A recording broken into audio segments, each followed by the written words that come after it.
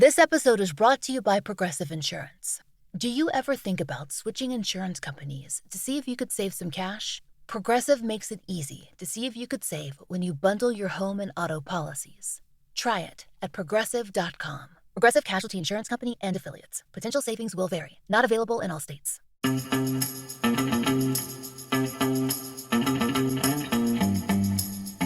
Hey everybody out there in the digital frontier, living on the cyber-physical boundary. Some call it the figital space, that space where the human condition meets technological capabilities. Welcome to the Digital Cowboy Roundup, where we explore that space together. In this episode, I'm continuing my conversation with Christopher McCune, founder and CEO of 1233 Solutions, an expert coaching professionals in all disciplines how to be masters of innovation. We started our conversation in the last episode and asked Christopher to frame innovation generally and specifically with respect to his work at 1233 Solutions. In this episode, we get into more details. Can we take a moment and help everybody understand, maybe do a little bit of a deep dive into recipes and ingredients? Can we talk a little bit about Ma's cookbook in a little bit more deeper detail? Could you walk us through maybe like what is a recipe? Give us examples of how that might be used in a team. Well, let me say it this way. The ingredients that we use they're not 1233 solutions, innovations, or anything like that. They came from different people. And sure, in the cookbook, we make sure that we cite, right? I didn't invent all this. It's you just didn't a way paprika. Yeah, it's a way of framing it, right? Yep. So, just some stuff. I'm going to pick Tom Wujek, project, let's see, he did wicked problem solving. That's what I was trying to think of. Mm-hmm. So some of the tools that we've kind of adapted and cited towards him are like work alone together. So that's when, that part, that beginning of the discussion that I talked about earlier, where you want people to be able to sit down and make notes or sketches that define what they think the solution is. And that can be challenging for people, but you give them a little bit of time and you work through a couple iterations, it usually gets pretty good. Or we might have them, let's say we just don't know enough information, so we'll have what we would call a question blitz. So the idea is everybody gets some sticky notes and they write down questions. I need to know this fact in order to, even think about this problem. I'm not there yet. And then another ingredient would be like post up. So we put all those things on the board and we start to cluster ideas and thoughts that are similar to each other. So you can kind of get a feel for most of the people in the room had similar ideas over here. So we know that's a clear thing that everybody needs to know. And then there'll be those one-offs, those crazy questions that no one thought to ask except for that one person, and everybody agrees that's a thing we need to find out. So you do that post up. So the work alone, that's an ingredient. Post up would be an ingredient. That cluster or group would be an ingredient. And we might do something like try-storming or something like that, where we draw pictures and iterate designs over time. It just depends on the situation, but that's a good example of some of those core ingredients and how we might combine them into a recipe. And I know How Wide Ladder, you mentioned it before, as one of the tools that you use. And again, like you said, you didn't invent it. And How Wide Ladder is a really good example.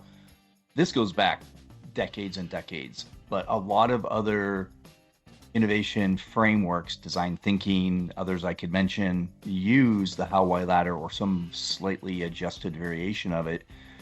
That was not invented by you or me, but we use it effectively. And I love the way that the cookbook can take virtually any ingredient and make it a part of what a team can do to build these recipes and be successful. I mean, I was, one of my mentors was Min Bassiter, Dr. Min Bassiter, back in 2099, whatever, or 1999, 2000, 2001. He did not invent the How Wide Ladder, although he gets credit with a lot of popularization of it. But it was actually his friend, Sidney Parnes, who created it. So all these, there may be some ingredients that you have personally built, but it doesn't matter. It's the cooking with the ingredients that matters, and the recipes and the application of it. And that's one of the things that Ambassador taught me was it's the applied creativity, not just the origination of the creativity. It's, you can come up with the craziest idea in the world, but if you can't apply it, it's useless, at least in business. Right. Yeah. The point that our book tries to make is, we're supplying some core recipes and core ingredients. And again, I've tried to cite everywhere that those have come from. But I think the key point is that anybody trying to be a practitioner of this, instead of trying to remember a rote process with specific tools, exactly, we want people to modify, try new ingredients, bring in new stuff that I didn't even, that's not even in the cookbook. right. The goal is that we're kind of setting that standard of looking at it like a spice cabinet and some proteins and other ingredients that you might use in, that your main recipe is, but being able to combine those on the fly. That's the absolute beauty. That's why I'm so attracted, because as I wrote in the book, I didn't, I cited over 60 people in the book. I didn't come up with all that information, folks. I think you can figure that out. Some of it's mine. There are some aspects in the book that are mine. The principle, though, was, as you mentioned, Christopher, I was bringing together all this information into one place. And I feel like that's what you're doing with Ma's Cookbook as well. Instead of me as a nascent innovation, I'm trying to master innovation, but there's so much. Give me a place to start. Give me a way to catalog it. Give me my spice rack. Oh, look, I've just added coriander to my spice rack. I don't really know how to use it, and I don't know what recipes it goes into, so let me find experts and people who have used coriander before, and let's start working together. But you're talking about the MA, right? In your Pivotal Tech Leaders Guide that you wrote, what I appreciated about it was there were ingredients in there that I was familiar with, but you would make those connections, the pieces between them of, oh, those work together in this way. And so that's that MA coming in again, and kind of helping combine those. And that's why I think what any of us are adding to the picture, right? We're building on, if you're smart, you're building on that history, right? Lots of smart people have thought about these things. And I've invented a few, what I would call somewhat unique tools going forward, but it doesn't matter, because that big collective and being able to figure out how things work together is often a challenge. And so that's what we were trying to resolve with Ma's Cookbook, and what I think you did a good job describing in your Pivotal Tech Leaders Guide. I think there's such an important connection between what I'm asking tech leaders to do by taking the untraveled road and learning from experts like you. We made the point before that, and I mentioned in the book, is that the corporations in the US for sure, and certainly in the world, are suffering from a lack of applicable training. And in the case of innovation, I don't think there's any specific study that says this, but I think anecdotally we can kind of demonstrate that most of the training, the structured training, is going to executives and to product managers, less to engineers and tech leaders. They're just kind of learning it by rote. Like you mentioned earlier, they're getting their 4 hours of training and they're done for the career. They don't need to learn anymore. That's so wrong. Learning is an ongoing process. And the metaphor I'm trying to use is that the untraveled road, where you're constantly learning. You may get knocked off that road, but you need to learn how to get back on it. And you do that not on your own, but by standing on the shoulders of giants. Yeah, and I read something recently, so this is not my exact phrasing. I think this was Diana Kander, but just bringing up the point that if you think you've learned everything, you've just completely shut down your ability to innovate. Yep. If you plan to learn from others, you will, and it needs to be a conscious effort. And I think that's true no matter where anybody is along their journey. If you think you're the expert, I guarantee I walk into discussions with people right out of school, and they'll say something and I'm like, oh yeah, I hadn't thought of that, and that is exactly right, and now I've just learned something again. So it doesn't matter where you are, that constant learning is critical. Yeah, I mean, the book, I start the conversation around how do you get to the untraveled road by pointing out that you need to start with a mindset. I call it, and it's, you don't have to follow my approach, but you need to start with a beginner's mind. You have to start with an open-minded mindset. You have to start with the recognition that even if you're 30, 40 years in your career, if you still want to be successful, you're going to have a learner's mind. You're going to have to be willing to take on new perspectives and convert them into perceptions that you can use with others. I believe that we're here on this earth to serve others, not ourselves. And the way to do that is by, joining others in collaboration to try to do better than we've done before. Yeah, absolutely. All right. So Christopher, you mentioned just a minute ago about the not being a black box, about the process of, or the approach to innovation not being a black box and it being an approachable, learnable skill. Let's talk about that a little bit, if you don't mind. Yeah. This is kind of one of the pieces, as I mentioned earlier, that I run into where people see innovation as a black box, the divine inspiration. I can't be creative like that.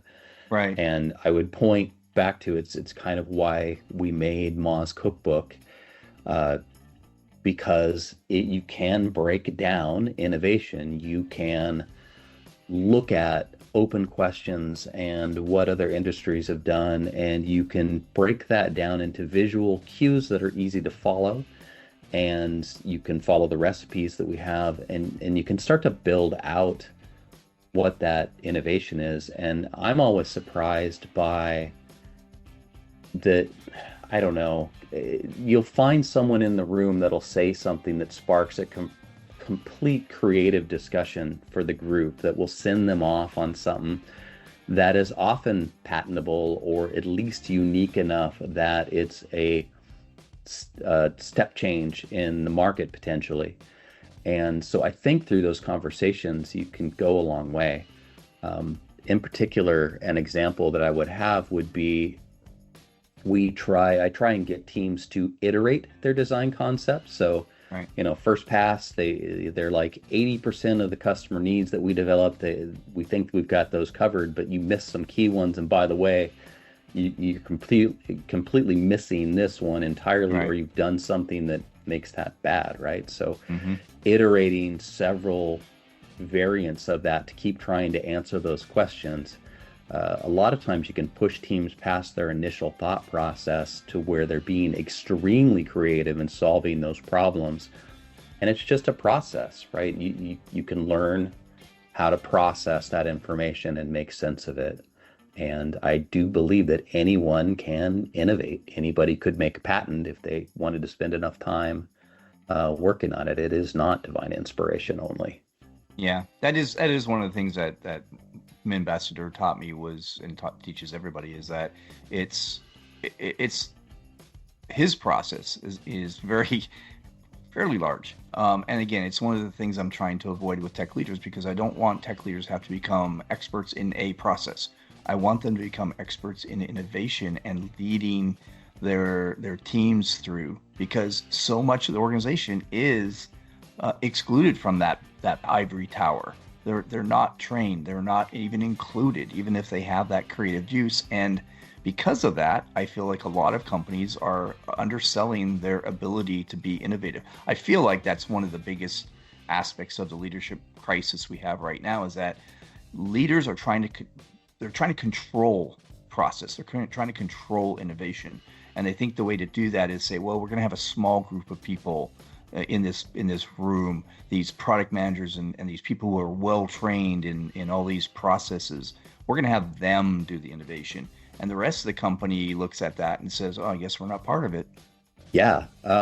We've got a couple issues that I would see there. One is with when you start talking about these set processes, different tool sets that have been released within a framework, teams are challenged. It's this high learning curve, right? You kind of have, you can read through it, you have all the basic pieces, but then you have to master the entire process before you can start using it effectively, and it may or may not apply to your individual situation, right? So you've got this huge leap between beginner and then the next place we check in is that master chef. Right. And there's nothing in between. The goal is, Yeah, you need something in between. So that's a huge challenge, and I'm hoping, I still see that even with Ma's cookbook is there's still this ladder you need to climb up. Our goal in saying, 8 to 10 ingredients and 2 or 3 small recipes can go a long way. That's just a step. That's a smaller step along that rung, so you can continue to build up. Yep. And the other piece is, I think, exactly what you were saying. When you've got those true innovation experts, the people that have stuck around long enough to jump from nothing to the master chef position, a lot of companies, they retire, or there's not enough of those people to go around. There's no clear ladder to climb. So leadership starts to protect themselves, I think, in a lot of ways. And so they micromanage. Well, I'm sorry, but those leaders aren't trained either. So they're not necessarily helping by throttling that process. And so it's a big challenge that companies have, for sure, that if you don't have those trained innovation people in the right places to guide teams up that ladder, then you do have a big gap. And I think I've seen a lot of that over the years. Also, I very rarely see where they've got that innovation leader that can run everything. That does seem to be few and far between, and it should change. Yeah. Right. Well, thanks so much, Christopher, for sharing your approach and your thoughts on innovation for technology leaders and their teams. Thanks. I'm glad to be here for sure. This was a lot of fun. Yeah, it has been great. I love talking with you. Before we wrap up, do you have any final advice or recommended resources for our audience? Perhaps something from your toolkit? Yeah. Core advice is always for me to stay curious and watch for those in-between spaces, the MAW that we talked about earlier. I see teams too often, their leaders get fixated on what's in front of them, that data set, that task list, a group of solutions, or just the fire drill they have going for the day. And they forget to look at those unseen connections. Why is this happening? What's important? How does it all tie together? Grouping and sequencing, any of that information helps facilitate kind of a more accurate and faster decision making to avoid missed opportunities and rework. And I think that it's really important to watch for those connections. So that MAW, that in-between space. As far as resources at 1233, I mentioned this earlier that, we roll out the equivalent of Ma's cookbook in our discussions really through the discussions that we're having and sketches on the board. I just do not like interrupting the flow of a conversation by pulling up a PowerPoint or anything like that. So we don't really have a lot of this information published per se. It's the book that we use to guide how we're working, but it's not really publicly shared at this point. We did decide to go ahead and create some self-help training materials that we'll most likely post some examples on our site in the next few months. And then eventually maybe the book will get published. I always feel like it's a work in process, just like learning. And so, I don't know, we just keep using it and modifying it and not necessarily rolling it out to market. But I think it would be useful for people to be able to see it more. Recommended resources, I think, was the last piece of the question that you asked. I want to say that I'm definitely enjoying the Pivotal Tech Leader, that Untraveled Road. I'm finding as I'm reading through that you're making connections that I hadn't noted. So as a lifelong learner, I'm making my notes and figuring out what helps me be a better facilitator and coach. But I also recommend, there's a few people that I follow regularly. These are all current references. Obviously, we have all of our old school people that led us to this point, but for facilitation, I love AJ and Smart. They're in Germany. They work globally, but they have some really great tools and ideas about how to facilitate meetings and events and how to work with information. Ambassador, he's somebody that I hadn't really read a lot in the past, but when I read your book and you focused on him a little bit, so that's new to me, but I'm really excited about what I'm finding there. Diana Candor is someone that I see quite a bit. I think I caught her originally on a TED Talk a few years ago. I enjoy her view of innovation. And of course, there's Tim Brown of IDEO, and they've done some amazing thing over the years. Right. Mick Ibling, this is not one that people run into a lot, but there's a group called Not Impossible Labs. Yep. They do a lot of what I would call really true ground level innovation, and it's mostly for charity. So there's some cool stuff there. And I follow a lot Catherine, hopefully I'm not mispronouncing her name, Radhika of Rapid Learning Cycles. She's got a cool methodology and actually wrote a book. I think this is 2 years ago, and I'm sorry, I can't think of the name, but it kind of tied together physical products and the IT side and tried to tie the language back and forth. And I thought that was really helpful. And of course, as I mentioned earlier, Tom Wujek, Wicked Problem Solving, and some other work he's done, I enjoy. I think the key piece here is that they all have different takes on innovation.